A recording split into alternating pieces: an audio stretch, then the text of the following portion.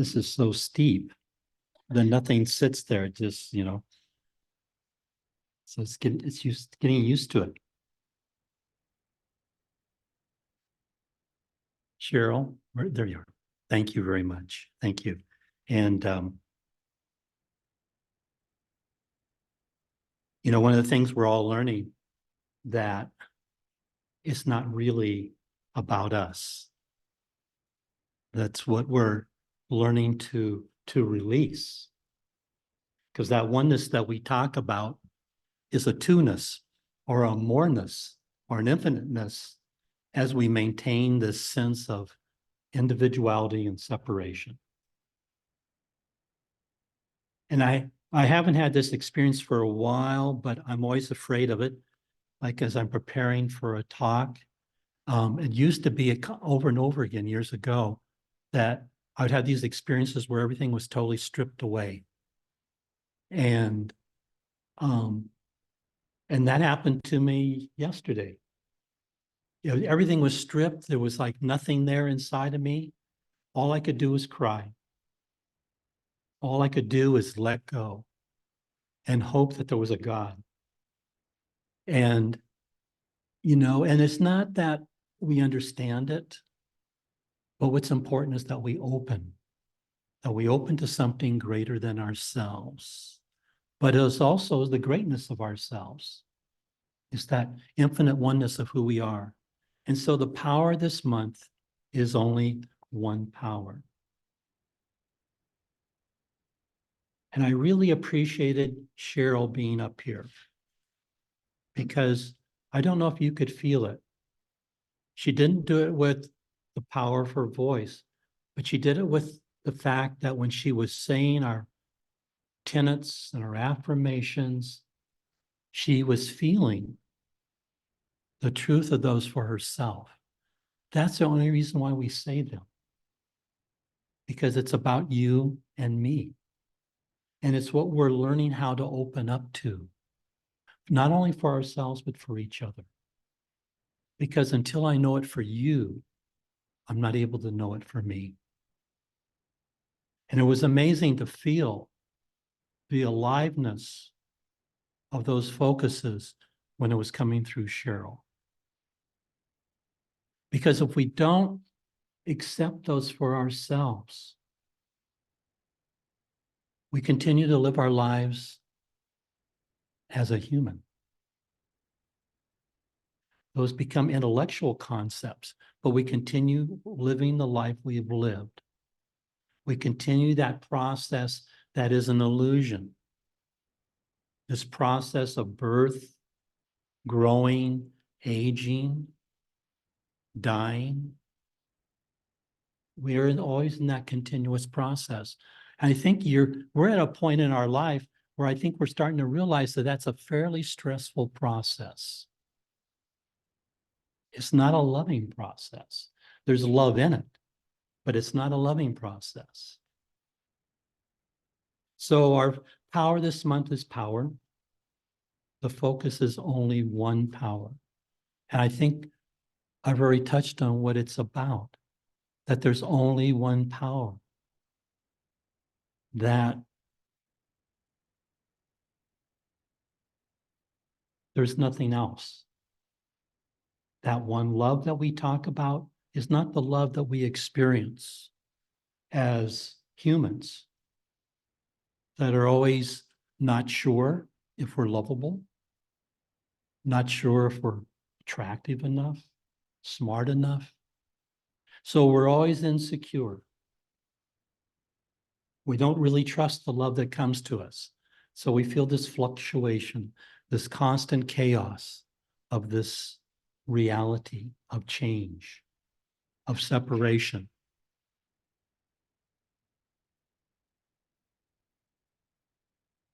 Course in Miracles have a little story that talks about the child of God having a thought. What if I had that power? What if I could do those things? And what it says is that it's not that that's true. but it's just to help us get us a picture. Eventually, this becomes the prodigal son story. But out of that thought came a belief that instead of there's only one power, one love, one you and me, all of a sudden, there was now an opposite. There was the Father and there was me or us.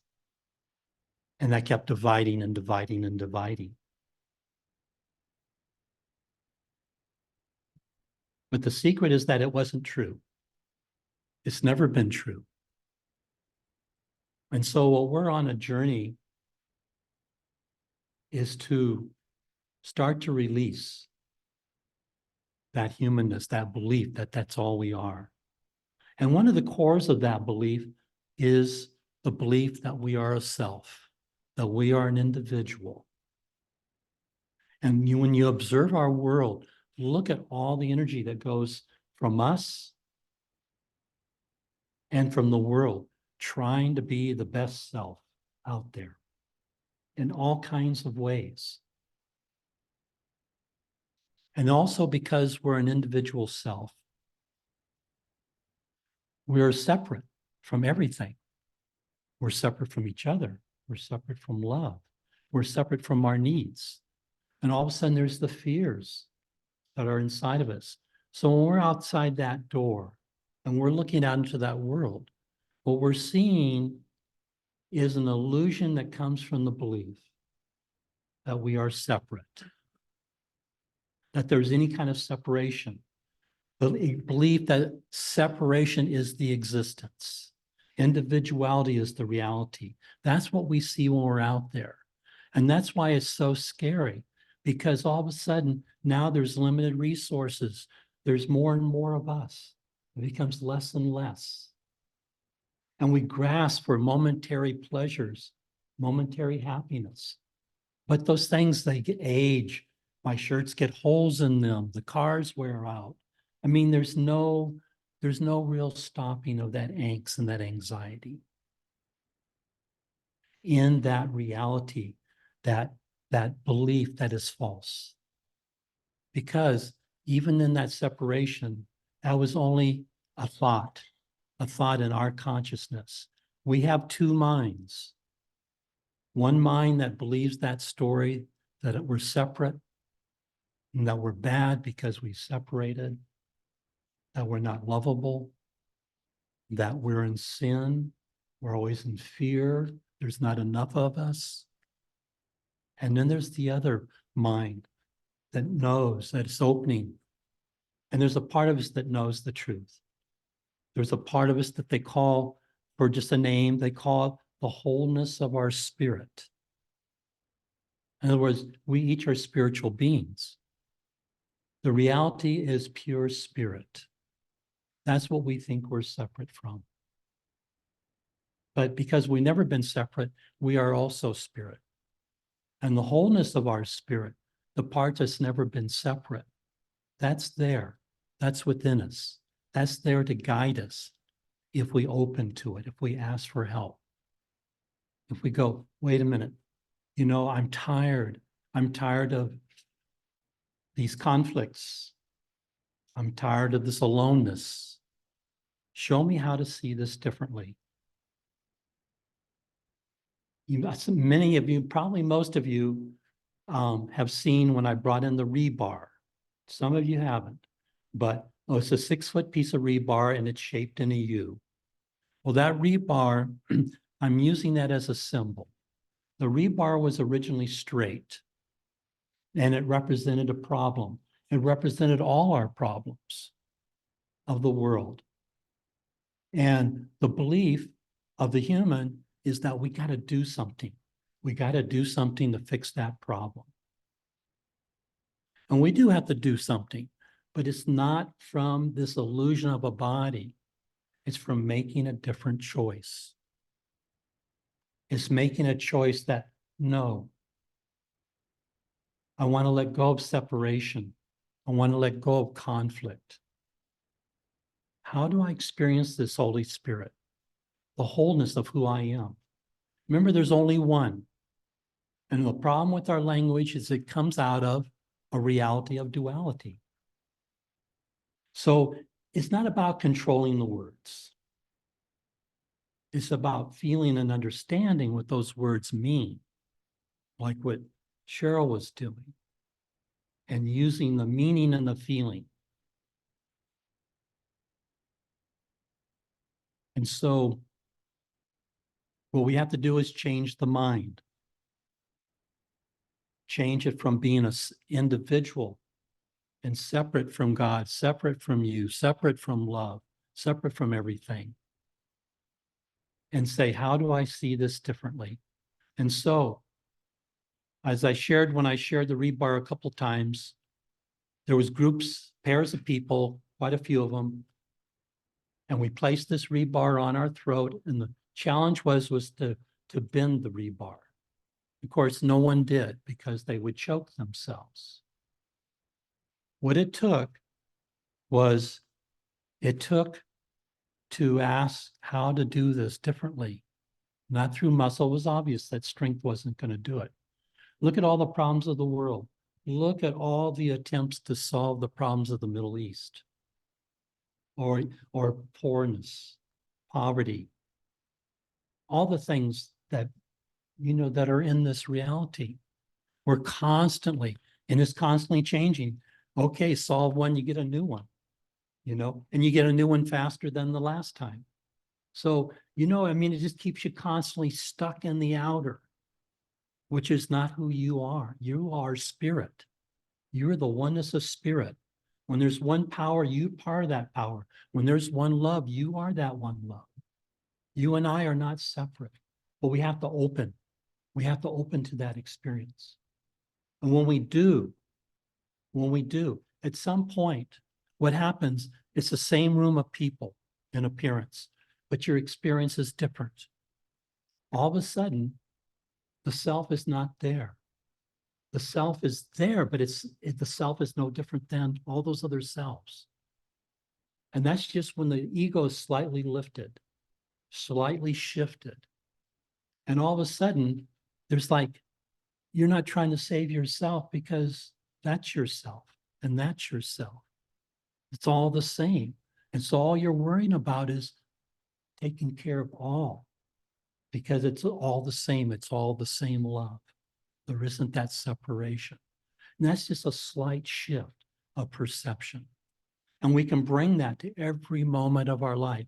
So to that rebar, what happened was, when the rebar is the problem and there's two people, and what we did is we committed ourselves to holding only love, only one power, only one love, only one person. And we concentrated. The tension was off the problem. The tension was only on love. We held each other in love, nothing else. And as that love became more and more concentrated, the rebar started vibrating in that love. And eventually that rebar just collapsed instantly after vibrating to a certain frequency. That's what we can bring to everything that's before us. Because what we're doing, remember, we are the old kind of adage, we're spiritual beings having a human experience. Now, there's a reason. There's a reason we're having the human experience.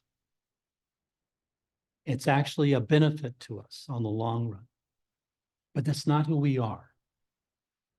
The way I can use it is, I remember having, I had a sister, and you've all experienced that, or with anybody. There's something that happens in front of us, and all the people that you're with, we all have slightly different experiences. So what was the experience? Was it mine or was it something else? Because we all had different experiences. So the experiences is information for me. It gives me a glimpse into the hidden part of who I am, the part that I can't see, that part of the iceberg that's hidden, the 90% of the iceberg that approximately that is hidden under the water, under that veil, under that illusion of separation.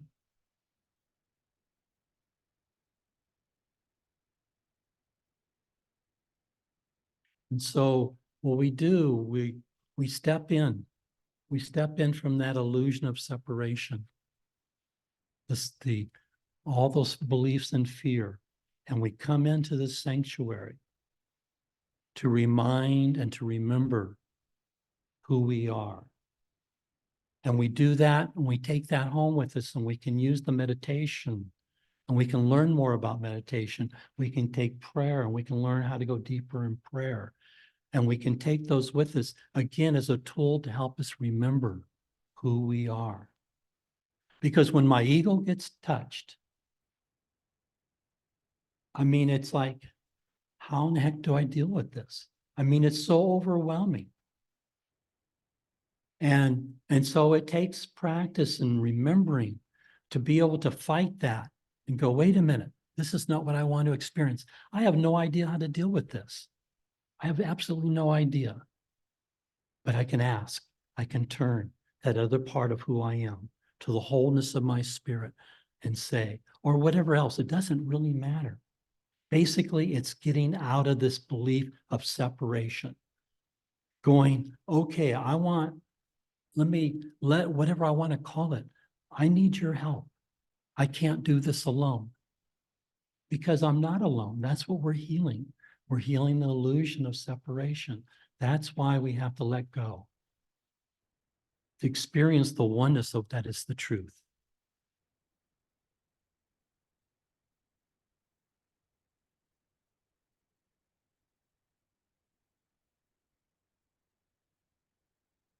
Jesus, from what I've read, was completely non-dualistic. In other words, there was only, in his consciousness, there was only one. And teachers who come from pure consciousness, who come from that experience of pure consciousness, they also teach that there is only one. Because that is our truth, like I've been saying. And it's there to help us to awaken, to encourage us, and to realize that as I face my ego, that none of this is real. I've never really been separate. I can look at all those illusions of myself because they're not my truth. And Evie last week talked about, she made a quote from Maslow about change, going into the fear over and over again. Every time I come up against the ego, it's terrifying. It can be incredible darkness. The darkness I was experiencing last night. You know, it was like, but the thing is love is interesting. As you know, love is giving. When love, because that's what we are, that oneness of all that is, it's not taking anything away from you and me. It feels like it is. You mean I got to give up all the things that I enjoy? No, it's not about that. We can't comprehend it. I mean, our little love that we experience, picture infinite oneness being love. You picture a little atom and look at the power in that atom when we understand how to release that energy. So the love that we're talking about, it's not a word. We don't just flippantly say, oh, God is love and, you know, et cetera, et cetera. No, we got to feel it. We got to open to the fact that that's all there is. And its power is beyond any kind of comprehension. And so those moments when you experience your ego slightly shifting, the love, the joy is beyond anything that we normally experience, even in the most intimate of love, except sometimes when we can release that ego in those. And I remember, yeah, that it's the power of it is beyond our comprehension, but it's there. It's who we are. And so love is not asking you to give up anything. It's there to give us more. But the ego doesn't know that. We're plunging into the darkness. It's terrifying. And so it's just like, okay, that's what we're here together for. Our love is supporting each other. Sometimes when I've come here and I feel torn apart and I have no idea what's up and down. Just being here, I don't care what the speaker says. I mentioned this before. Your love, who you are, our oneness in love transforms those molecules in my being. I don't have to understand anything. It's just being in the presence of love. And because we hold each other, even though we don't know it, that is changing us. It's changing who we are. That's why it's so important to be here. The first visit I ever had 40 years ago, I was given the opportunity when I stepped through that door to go, oh my God, look at that. I mean, I could just see the love, the thickness of it, the power of it, just weaving and holding everything. And that's why I knew that this is the place to be. And then when I saw how humble the people were, how loving and forgiving, then I really knew that that was where I needed to be. Didn't know why, I was just told to be here. But I don't regret a second of it.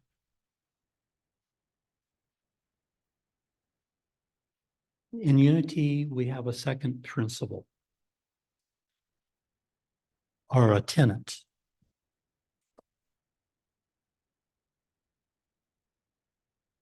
And it's that one is that I'm naturally good because God's divinity is in me, but it's in everyone else. There's no place, there's no being where that divinity does not exist. There is no place, no being where that oneness of God doesn't exist. And so what my work is to keep remembering, doing the things it takes to remember to wake up, being here, all the things we've said, reading, whatever, and it takes time, but it's remembering, oh, wait a minute, this is not who we are. And the person I'm seeing is not their behavior. They're not that body. That's just a role they came to play to learn from. The real person is a spiritual being. They're the spirit that, and like in the last couple of talks I've talked about, I brought up that people that had near-death experiences. And the only reason I brought it up is just to be, because most of you have read or heard about that. It's just to realize that we're not the body. Because what is observing those bodies? You know how those people, a lot of times, all of a sudden they realize, oh my God, that's me laying on the table, or that's me dead, whatever it happens to be. And so it's to give us a hint, a picture that, yeah, you're not the body. We can't understand it, but we got these pictures. We're not that.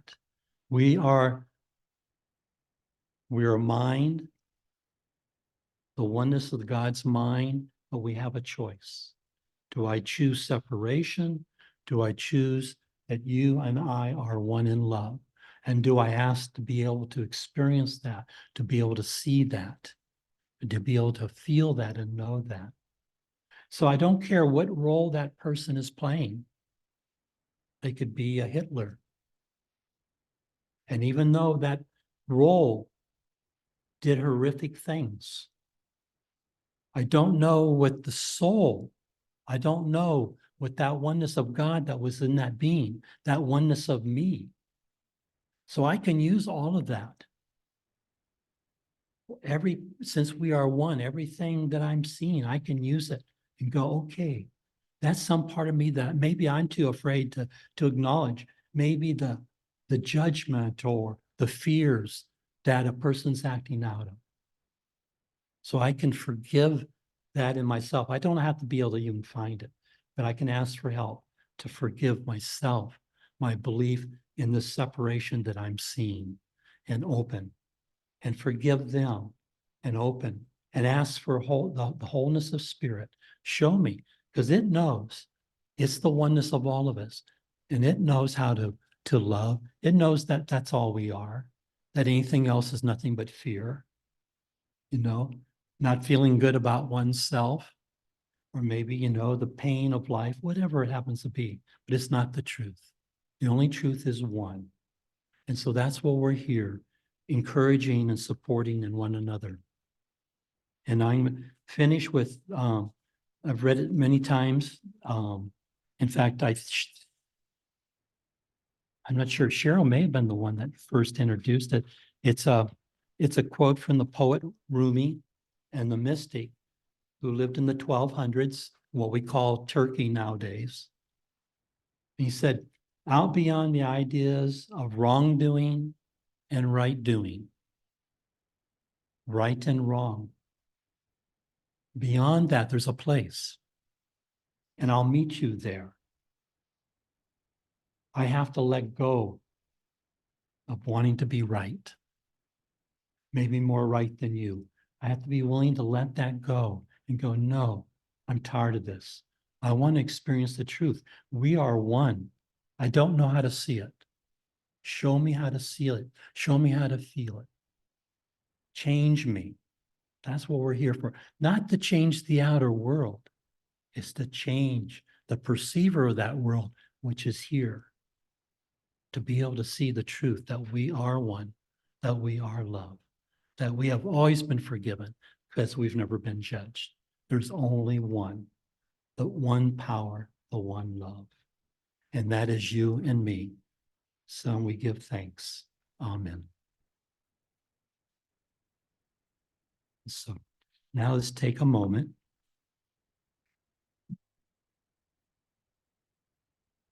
and just to open.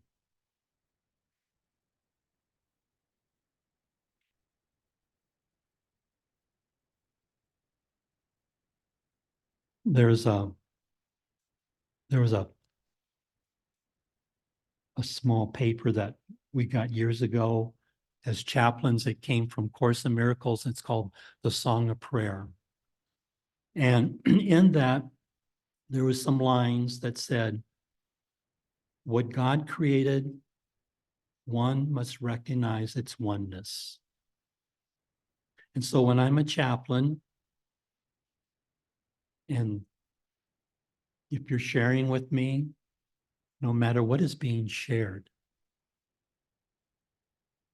I know that my job is to hold only the oneness of who we are, the wholeness of who we are, the love of who we are, that everything else is just an illusion of that humanness that is not our truth, that we're here to forgive and to release for each other.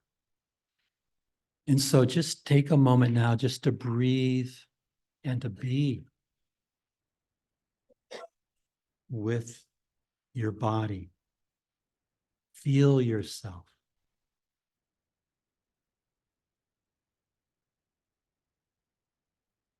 It's by coming down from all the thoughts, from all the details of life, from our fears, from our conflicts, from our responsibilities, from all the windmills of the world that we think we need to fight.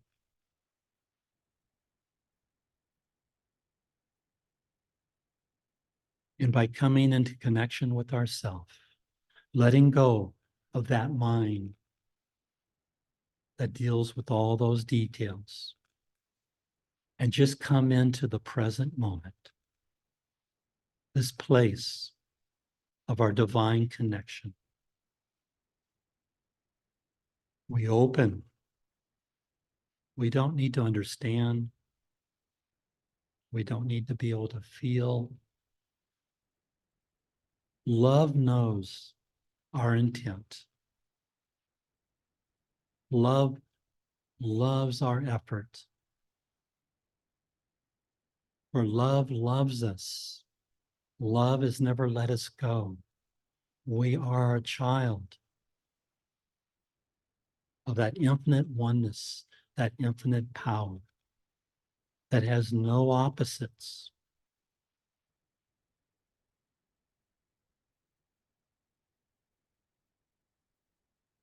The joy of our oneness is beyond comprehension. The power of love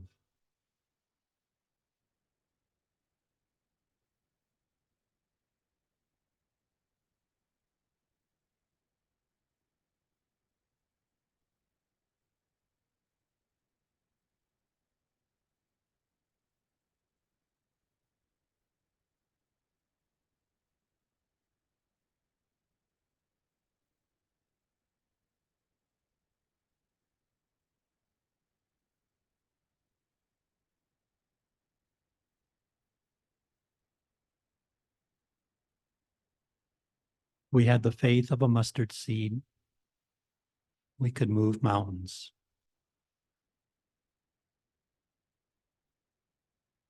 If we had the faith, but also the love, the size of a mustard seed, we brought that mustard seed of love, we could move whatever problems appear to be before us.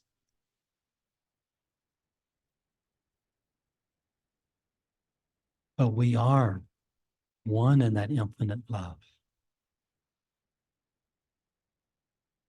And so we hold each other. We hold the things that we face as a human,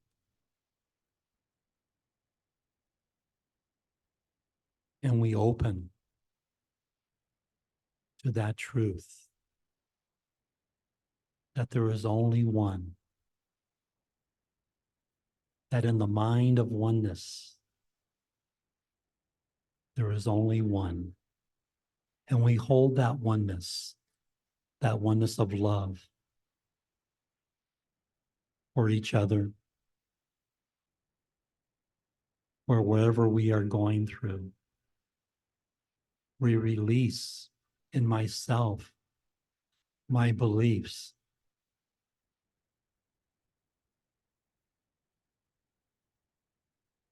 that there are things outside that oneness that can hurt me, that I need to be afraid of. I take each of those beliefs as they appear. Maybe it's through a friend's sickness. Maybe it's through differences in attachment to beliefs. I can turn that over and forgive that in myself. Forgive it, knowing that it is not real. I can make a choice for you and I that we are spiritual beings.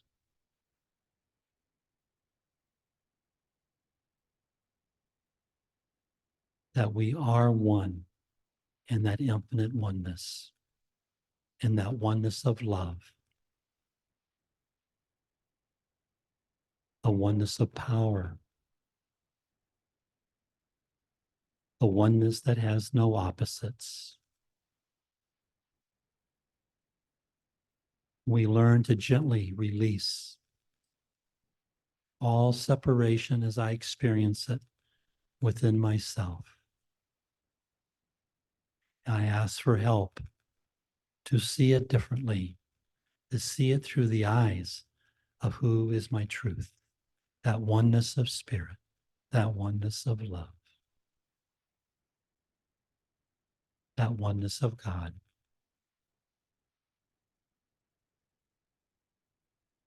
And I give thanks. I release it to the truth.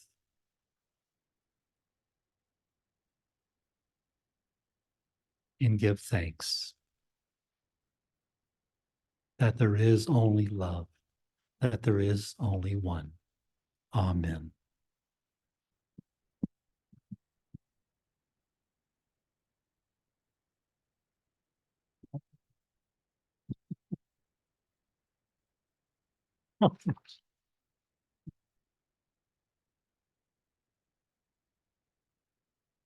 Thank you.